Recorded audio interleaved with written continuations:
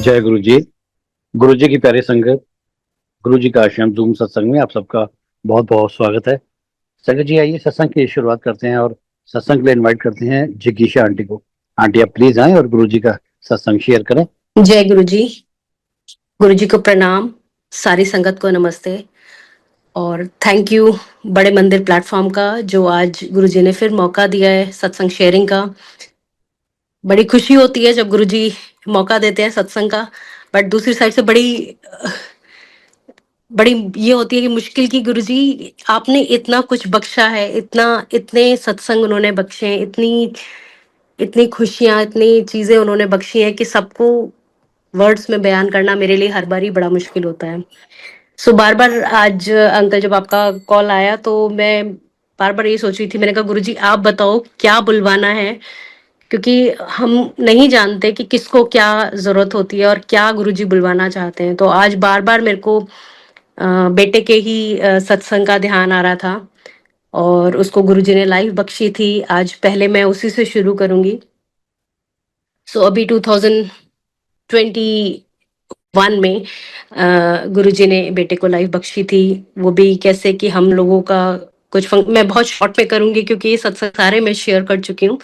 सो हम लोग Moradabad on end of morning जा रहे थे, इवनिंग आ रहे थे, काफी सारे फंक्शंस थे मेरी सिस्टर इन लॉ के बेटे के। और एक दिन वापस आते हुए हम लोग रात को काफी लेट हो गए वहां से। और रास्ते में बेटे के फ्रेंड्स का कॉल आ रहा था कि आ जा, क्योंकि बच्चे जब बड़े हो जाते हैं तब कम सुनते हैं।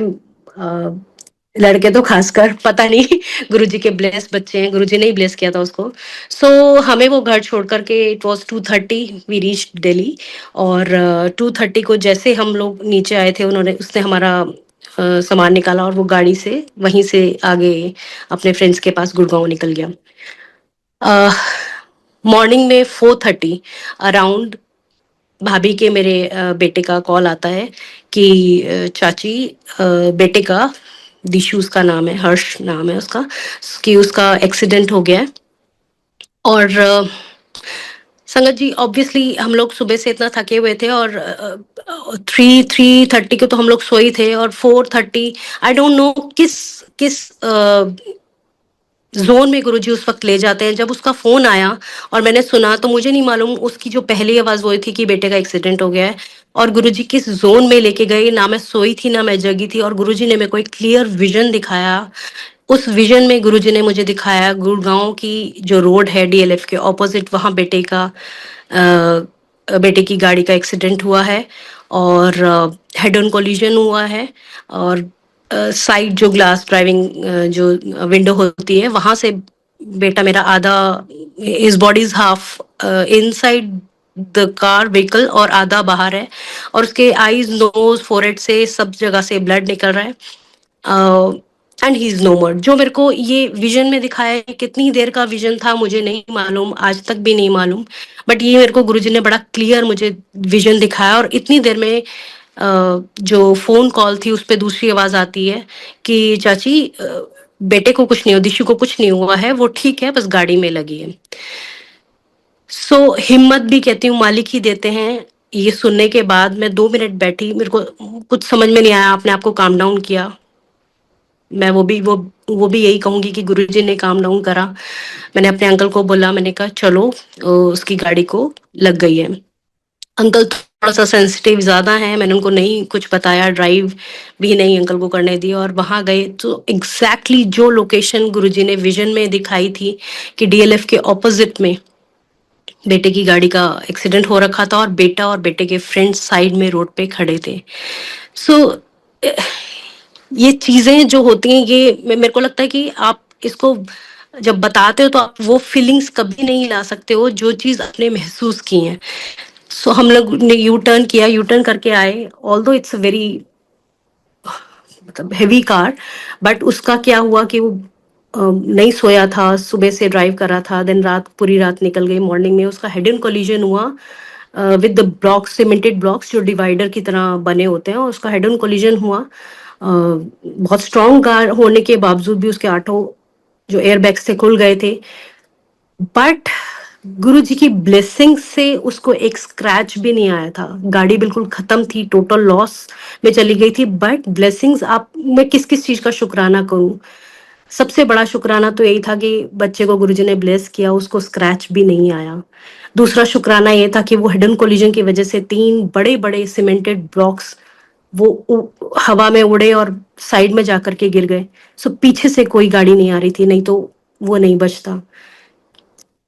उसके बाद डीएलएफ के जो गार्ड्स होते हैं, मैंने आज तक ऐसे समझदार गार्ड्स नहीं देखे कि जब तक हम पहुंचे तब तक उसने क्रेन बुला करके सारे ब्लॉक्स को असेंबल कर दिया था, ताकि कोई चीज और ना हो, कहीं और किसी का एक्सीडेंट ना हो।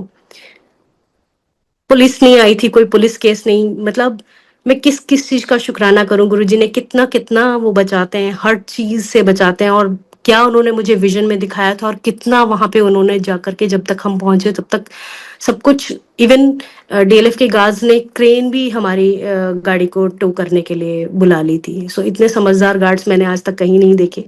ये सब चीज गुरुजी की होती है, मेहर उनकी होती है, ब्लेसिंग्स उनकी होती हैं, रास्ता वो दिखाते हैं। सो बहुत बहुत शुक्राना। बार बार मुझे आज ये सत्संग करने का ऐसा लगा था, गुरुजी आदेश कर रहे हैं, आई डोंट नो व्हाई। सो अभी लास्ट ईयर का मैं एक सत्संग और कर देती हूँ। गुरुजी का कुछ टाइम से ये मैसेज था कि अभी सत्संग नहीं करने, ऑल्दो हर महीने सत्संग होते होते हैं गुरुजी के इस घर में। सो अभी कुछ टाइम से ये था कि अभी मैसेजेस आए थे कि नहीं करने हैं। अब वो आपके अंदर की भाव होते हैं, जो गुरुजी से आपका कनेक्शन होता है, उसी कनेक्शन में गुरुजी बताते हैं। उस एहसास को आप ले लेते हो और उसको समझ लेते हो, तो वो गुरुजी की ब्लेसिंग्स होती हैं। और आप अगर जाने देते हो तो वो फिर आप नहीं, मतलब उसको छोड़ देते हो तो वो छूट जाते हैं। सो अभी लास्ट ईयर हमारा ये था कि भाई हर फंक्शन हमारे लिए, तो होली, दिवाली, बर्थडेज, एनिवर्सरीज, गुरुजी बस आप हो, आपके साथ मनाएं, आपके दर्शन करने आए, या आपका सत्संग हो इस घर में। आपका ही घर, आपकी ही संगत, आपके ही सत्संग, आपके ही हम। तो जब सत्संग नहीं करना था तो हम लोगों ने प्लान किया कि अंकल और मेरी 25th एनिवर्सरी थी लास्ट ईयर।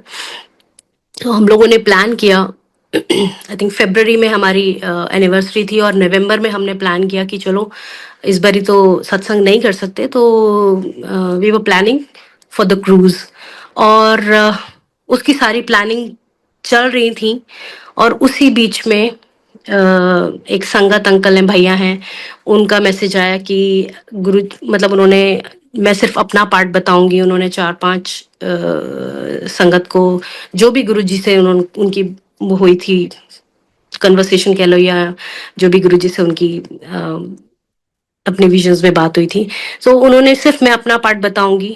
तो उन्होंने मेरे को कहा था कि गुड्डू आंटी, जिगीशा आंटी, आपका गुरुजी ने सिर्फ ये मैसेज दिया है कि आपने दिल्ली में रह करके अपनी 25th सेलिब्रेशन, एनिवर्सरी की सेलिब्रेशन करनी है। और फिर उन्होंने मेरे को बोला कि क्या दीदी आपकी 25th हो गई? मैंने कहा नहीं, अभी हुई नहीं है, और हम उसी की प्लानिंग कर रहे थे। सो जब गुरुजी का ये मैसेज आया कि हमने 25th की जो भी अपनी एनिवर्सरी की सेलिब्रेशन करनी है दिल्ली में ही करनी है, तो फिर तो कुछ और चीज हो ही नहीं सकती थी। और गुरु जी की चीजें जो होती हैं वो हमारी थिंकिंग से फार बियॉन्ड रहती हैं। वो मालिक परमात्मा है। ये सब चीजें हुई तो हमने कहा ठीक है, जय गुरु जी। और क्योंकि फरवरी में बहुत साए होते हैं, सो हम लोग ढूंढ रहे थे कि भाई कहाँ सेलिब्रेट किया जाए। और यहाँ दिल्ली में ऑलमोस्ट सारी चीजें नहीं, हमें कहीं भी जगह नहीं मिल रही थी। सो मेरे अंकल ने बोला ऐसा करते हैं हम लोग नोएडा में कर लेते हैं। मैंने कहा नहीं, जब गुरुजी का मैसेज है दिल्ली में है तो मतलब दिल्ली में ही है। और ये चीजें हुई, जो भी है चीजें निकली, काफी कुछ बीच में हुआ। और जैसे फरवरी था, 10th फरवरी को मेरी एनिवर्सरी थी, और 2nd फरवरी को मेरे पेरेंट्स दोनों बहुत बीमार हो जाते हैं और दोनों हॉस्पिटलाइज हो जाते हैं। और जो सिस्टर्स हैं, मेरी जो छोटी सिस्टर है उसकी बेटी छोटी है, तो वो भी नहीं कर पा रही थी कुछ भी। और बीच वाली जो सिस्टर है उसके बच्चों के भी एक टेस्ट और एग्जाम्स थे। तो वही मैं कहती हूँ कि गुरुजी की जो प्लानिंग होती है वो बहुत बहुत हमारी सोच से बहुत ऊपर है। वो दोनों एडमिट हुए और वो इतनी ज़्यादा उनकी मतलब इतनी ज़्यादा उनकी तबीयत खराब हो गई थी कि वो वहीं अ, समझ में नहीं आ रहा था, उनका डायग्नोस समझ में नहीं आ रहा था क्या हो रहा है दोनों को। दोनों पापा फेंट हो गए थे, मम्मी का भी यही था और बहुत सारी चीज़ें हुई।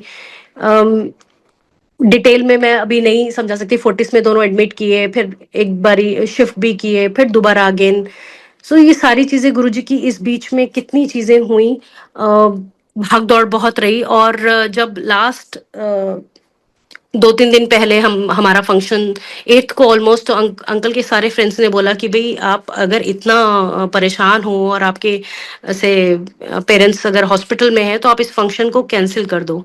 और जब उन्होंने कैंसिल बोला संगत जी, मैं मुझे सिर्फ गुरुजी की एक ही चीज ध्यान आई, जो बीडीएस आंटी अपना सत्संग सुनाती है, नीलम बीडीएस, कि गुरुजी ने कहा था सत्संग कर ले, नहीं तो किसी से मिल नहीं पाएगी। अब मेरे को सिर्फ उनका वो दिमाग में क्लिक किया कि गुरुजी ने क्यों बोला है, और ये मैसेज था कि दिल्ली में ही सेलिब्रेट करना और सेलिब्रेट करना है। सो वो सेलिब्रेशन अंकल के सारे फ्रेंड्स ने बोला कि आप कैंसिल कर दो। मैंने कहा नहीं, सेलिब्रेशन तो करना है क्योंकि मालिक का हुक्म है ये। चाहे आप रोके करो, चाहे हंस के करो, चाहे कुछ भी है अब, लेकिन मालिक का हुक्म है तो ये होगा। और 10th को ये सेलिब्रेशन हुआ गुरुजी की मेहर से।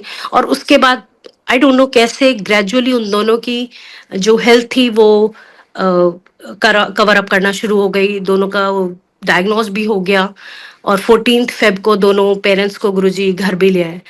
सो क्या गुरुजी की प्लानिंग है? मीन्स अगर अगर अगर वो उनका मैसेज नहीं आता और आप मैं क्रूज पे चली गई होती, तो ये कितना मुश्किल है कि मैं वहां से ना आ पाती, ना वहां पे कुछ कर पाती। तो कितना शुक्राना करूं मैं गुरुजी का कि वो हर पल आपको इतनी गाइडेंस देते हैं। एक एहसास की जो मैं बात कर रही थी, मैं एक छोटा सा एग्जांपल दूंगी कि कभी कभी गुरुजी का एहसास जो होता है वो आप बहुत बहुत बारीक लाइन है एक एहसास की। अभी किसी फ्रेंड के यहाँ हम लोग उनका खाटू श्याम जी का कीर्तन था, वहां गए थे। हालांकि अब कहीं जाने का मन नहीं होता, कहीं कुछ नहीं, बट हम इस दुनिया में रहते हैं तो हमें फॉर्मेलिटीज भी करनी पड़ती हैं, वो गुरुजी जानते हैं। तो वहां गई और पता नहीं क्यों मेरे को मन में हो रहा है कि मैं एक रोटी प्रसाद लेके चलूं, मैं एक रोटी प्रसाद लेके चलूं। और फिर अपने आप को ही समझा रही हूँ ये क्या, मतलब क्या दिमाग में आ रहा है, एक रोटी प्रसाद लेकर के चलो। सो वही है कि जो गुरुजी अंदर से एहसास डालते हैं, और मैंने उसको इग्नोर कर दिया। मैंने कहा नहीं नहीं, ऐसे अच्छा थोड़ी लगता है, कहाँ इतनी बड़ी फंक्शन से क्या इसको लेके। बट आप जब मैं वापस आ रही थी जीटी करनाल रोड पे, वहां से वापस आ रही थी, तो रास्ते में अंकल ने बड़ी तेज ब्रेक लगाई तो देखा आगे एक छोटा सा डॉग था जो बिल्कुल बहुत मुश्किल से चल पा रहा था, जिसको ऐसा लग रहा था कि बहुत भूखा है। और तब एकदम क्लिक होता है कि वो रोटी प्रसाद गुरुजी शायद महाराज इसके लिए लेके आने को अंदर से भाव डाल रहे थे, जो कि मैंने नहीं सुना। सो ये एहसास है, गुरुजी के साथ आपका कनेक्शन है। गुरुजी सब अपनी अपनी क्लासेस में है, मैं कहूंगी कि सब संगत अपनी अपनी क्लासेस में है, और वो सिर्फ गुरुजी जानते हैं कि क्या कौन कौन सी क्लास में है, कौन कौन सी सीढ़ी पे है। मालिक ही सबका हाथ पकड़ के लेके चलते हैं, प्यार वो सबको करते हैं। नई पुरानी का भी कोई ऐसा नहीं है, बट कभी कभी कोई कोई चीज है, प्रीच तो नहीं, बट मैं यही कि एक ही जो संगत है, नई संगत से रिक्वेस्ट करती हूँ कि वो भजन गुरुजी के ये चीजें सब सत्संग में लगाते हैं, तो गुरुजी की जो डेकोरम है वो खराब होता है। गुरुजी ने इतनी प्यारे अपने शब्द ब्लेसिंग्स दी हुई हैं, जो उन्हीं शब्द को, उन शब्दों को बजाते हैं तो उसमें वाइब्रेशंस अलग होती हैं, और वो हमारे लिए बहुत अ, हमारे को क्योर करने के काम आती हैं। सो सत्संग एक पुराना सत्संग और है। गुरुजी ने ईयर मुझे ध्यान नहीं है, 2009-10 में गुरुजी ने एक बारी ड्रीम दर्शन दिए थे, और ड्रीम दर्शन में उन्होंने मेरे को दिखाया था कि मैं उनके पास हूँ, और उन्होंने मेरे को बोला था कि आप बड़े मंदिर में चाय प्रसाद की सेवा करो। सो ये मंडे का दिन था उस दिन, और मैं एकदम उठी और मैंने एकदम मतलब उठ के मैंने अंकल से बोला, मैंने कहा अंकल मैं बड़े मंदिर जा रही हूँ अपने, और वहां पे चाय सेवा का गुरु हुक्म दिया है। तो मैं जब पहुंचती हूँ तो उस वक्त तो बहुत कम संगत होती थी, और सामने ही जहाँ स्टेयर्स गुरुजी के चढ़ने की, जो मंदिर के ऊपर की स्टेयर्स है, वहीं लेफ्ट हैंड साइड में कैंटर लगा हुआ था और माली भैया खड़े हुए थे। और मैंने उनसे बोला, माली भैया आज चाय प्रसाद की सेवा गुरुजी ने बख्शी है, तो आप मुझे प्लीज बता दो। तो उन्होंने कहा, बेटा अभी तो इसमें फुल है, आप अभी अभी जरूरत नहीं है। और पीछे उस वक्त बड़ी किचन में बस लास्ट फिनिशिंग हो रही थी, और पीछे जहाँ जल सेवा होती थी वहां पे अ, ये जो चाय प्रसाद थी वहां प्रिपेयर हो रही थी। तो मैंने कहा, अच्छा ठीक है माली भैया, मैं इसको तब तक क्लीन कर लेती हूँ। वो सीमेंटेड था, उसको क्लीन व्लीन करा मैंने, 1 घंटा होगा आई थिंक, बहुत टाइम तो मेरे को याद नहीं है, बट 40-45 मिनट्स अराउंड मेरे को पूरे लगे उसको क्लीन करके। जब मैं आई, मैंने फिर पूछा, मैंने कहा, माली अंकल अ, अभी चाय प्रसाद बना दें? तो उन्होंने कहा, नहीं नहीं, अभी तो ये कैंटर हाफ है, अभी जरूरत नहीं है। मैंने उनसे सिर्फ इतना कहा कि अच्छा ठीक है, मैं मंदिर में मत्था नहीं टेका, मैं मत्था टेक करके फिर आती हूँ। और संगत जी, बिलीव यू मी, मैं मत्था टेकने गई हूँ, हार्डली 5 मिनट्स में मंदिर में बैठी हूँ, और मैं जब वापस आ रही हूँ तो माली भैया पूरी एक केटल भर के चाय प्रसाद बना करके लेके आए। मुझे आज तक ये समझ में नहीं आया कि 5 मिनट में कौन सी चाय प्रसाद इतनी बन सकती है या बन जाती है। सो जो भी कुछ समझ में आया, सिर्फ इतना समझ में आया कि चाय प्रसाद की सेवा मेरी आज की नहीं है। मैं बड़ी उदास होकर के मंदिर से आ गई। देन मैं थर्सडे गई, थर्सडे मेरे को सेवा नहीं मिली, सैटरडे सेवा नहीं मिली, संडे भी एक आंटी या अंकल की सेवा होती थी, उन्होंने नहीं दी कि नहीं मेरी सेवा है। अब नेक्स्ट फ्राइडे जब मैं गई, और जैसे ही मैंने, तब तक ये आपकी किचन पूरी बन गई थी, रिनोवेट हो गई थी, जो अभी नई किचन है। और मैं जैसे ही स्टेप इन किया तो एक अंकल जो दूध के पैकेट्स होते हैं, मिल्क पैकेट्स लेके खड़े हुए थे, और उन्होंने मेरे को बोला, आओ और आपकी चाय प्रसाद सेवा। और उन्होंने सब चीज मुझे बताई कि ये आप, ये दूध है, ये चाय है, पत्ती है, ये चीनी है, इतना इतना ऐसे ऐसे डलता है, और ऐसे चाय प्रसाद बनती है गुरुजी की। उन्होंने सब कुछ समझाया, और उस दिन से गुरुजी ने चाय प्रसाद की सेवा शुरू करवाई। बट जब मैं वहां से लौट के आई तो दो चीजें मेरे को, एक तो वो हुई कि आज ही कैसे, और वो अंकल कौन थे, उनको कैसे पता कि मेरी चाय प्रसाद की सेवा या मुझे ही मुझे करनी थी। सो मंदिर में जो कुछ भी होता है वो गुरुजी की मर्जी से होता है, एक पत्ता भी गुरुजी की मर्जी के खिलाफ नहीं हो सकता, ये ऐसा मानना है। और वो अंकल भी मुझे कभी दोबारा नहीं मिले।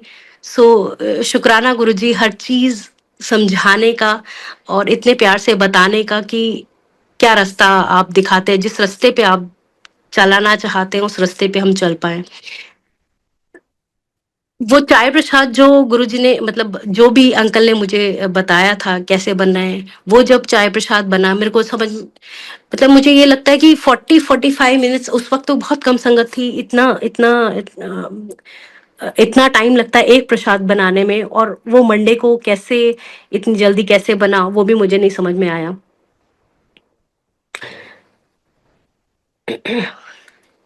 बस ब्लैंक। सो गुरुजी का शुक्राना है कि वो इतनी इतना साथ देते हैं, इतनी ब्लेसिंग्स चलती हुई आ रही है। एक मैं अंकल के फेथ का और शेयर करना चाहूंगी, ये भी उसी टाइम का है, ईयर मुझे याद नहीं है।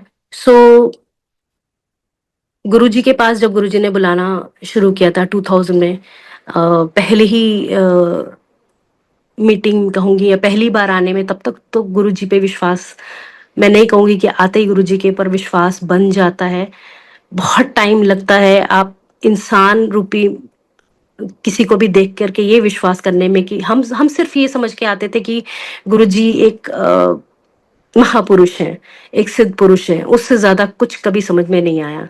और जब भी उनके पास बैठते थे ये भी नहीं पता था कि वो टेलीपैथिकली सब चीज हमारे मन का भाव सुनते हैं। हम उस वक्त नहीं समझ पे पाते थे। एक छोटा सा इंसिडेंट मैं बताती हूँ कि पता नहीं कैसे गुरुजी के चेयर के लेफ्ट हैंड साइड को पीछे हमेशा जगह मिल जाती थी, क्योंकि मम्मा से गुरुजी का बहुत प्यार था, मम्मा सिस्टर्स वगैरह सब वहीं, हम लोग कैसे लेफ्ट हैंड साइड में गुरुजी के एम्पायर स्टेट में बैठते थे, और चेयर के पीछे अक्सर जगह मिल जाती थी और वहां पे बैठती थी। और एक दिन मैं ऐसे ही मन में सोच रही थी, और मम्मी को हमेशा गुरुजी बोलते थे कि आओ चरण दबाई, आई, चरण दबाई, हमेशा उनकी सेवा, और कभी-कभी सिस्टर्स भी दबाती थीं। तो मैंने एक दिन ऐसे ही मन में सोचा कि गुरुजी हमेशा मम्मी को ही बोलते हो आप चरण सेवा करने की, आप कभी हम मुझे तो बोलते ही नहीं हो कि चरण सेवा कर।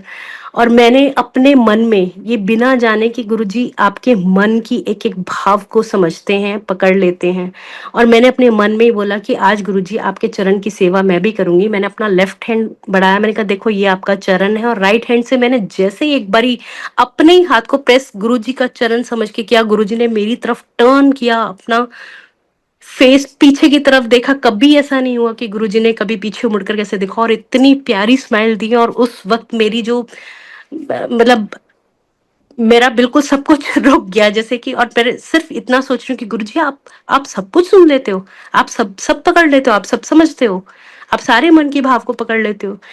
सो ऐसी चीज़ें हैं कि वो पर्दे हमेशा डाल देते हैं मालिक, बहुत कुछ दिखाते भी हैं, समझाते भी हैं और बता भी देते हैं, और फिर ऐसा पर्दा डाल देते हैं कि हम मूर्ख के मूर्ख रह जाते हैं और हम भूल जाते हैं कि वो क्या है। सो मैं अंकल की फ़ेथ का जो बता रही थी, वो ये था कि धीरे-धीरे गुरुजी से बहुत एक अट्रैक्शन होती थी, प्यार था। वो 100% मानना मैं नहीं कहूँगी कि पूरी तरह विश्वास था, जो प्यार अब है। बट उस वक़्त ये लगता था, एक खिंच होती थी कि हर बारी मंदिर जाओ। और अंकल मेरे वो इतना नहीं बिलीव करते थे, वो इतना नहीं आते थे, हम लोग आते थे, और अंकल इतना नहीं आते थे। मम्मी के साथ सिस्टर्स मेरी बहुत मानती हैं। सो कुछ टाइम निकला, और एक दिन अंकल के कुछ ऑफिस में कुछ मेजर प्रॉब्लम हो गई। अब ये जो चीज़ हो रही है ये मेरे को बिल्कुल नहीं अंकल ने बताया, क्योंकि ऑफिशियल चीज़ें हैं, कभी-कभी नहीं बताते हैं, और घर में ऐसा कुछ, मेरे uncle he is very jovial, वो कभी कुछ ऐसे छोटी-मोटी बातें तो ऐसे शेयर करते भी नहीं है, और वो कभी इतना सीरियस कभी कुछ वो लेते भी नहीं है। ऑफिस की चीज़ें ऑब्वियसली ऑफिस में रहती हैं। सो उन्होंने मेरे को कुछ नहीं बताया, और ये जो प्रॉब्लम थी उनकी, वो डे बाय डे इंक्रीज हो रही थी। कोई चीज़ ऐसी थी कि जो कोई बंदा था वो अंकल को कॉल करता था, और वो आई डोंट नो, वो फ़ोन पे हिप्नोटाइज़ करता था अंकल को, और फिर उसके बाद वो कुछ ब्लैकमेल कर रहा था। सो अब ये चीज़ कैसे डे बाय डे हो रही थी मुझे कुछ नहीं मालूम। बस मेरे को ये लग रहा था कि ठीक है, थोड़ी टेंशन होगी, बट अदरवाइज़ अंकल ने मुझे कुछ नहीं बताया।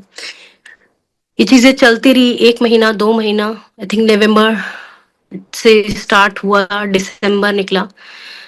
जैन में ये मेजर प्रॉब्लम हो गई, अंकल बहुत काफ़ी परेशान हो गए मेरे, और हम लोग उस वक़्त अपने, मेरा इन-लॉज़ का मेरा घर मेरठ में था, और मेरठ से हम लोग वापस आ रहे थे। और तब जो भी ये कॉल आती थी, मैंने फर्स्ट टाइम, क्योंकि हम लोग गाड़ी में थे और अंकल इधर-उधर नहीं थे, ऑफ़िस में नहीं थे। सो ये जब कॉल आया, सो अंकल के हाथ लिटरली मैंने शिवर करते हुए देखे, और मुझे समझ में नहीं आया, और अंकल ने मेरे से बोला कि ऐसा करते हैं, सिस्टर इन लॉ का मेरे घर गाज़ियाबाद में था, तो हम लोग थोड़े दिन यहाँ पे रुकते हैं।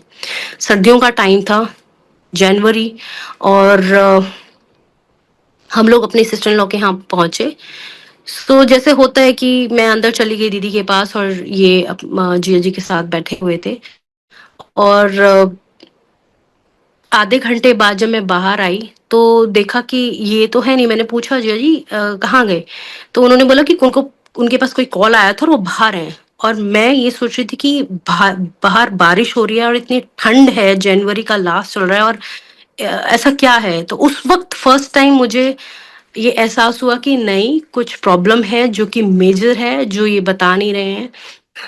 और जैसा कि ऑफिस की चीज़ें नहीं पता, आपको नहीं पता होती, बट ठीक है, वहाँ तो हमारी कोई कन्वर्सेशन नहीं हुई। बट जब हम दिल्ली दोबारा आए तब मैंने इनसे पूछा कि भई क्या प्रॉब्लम क्या है?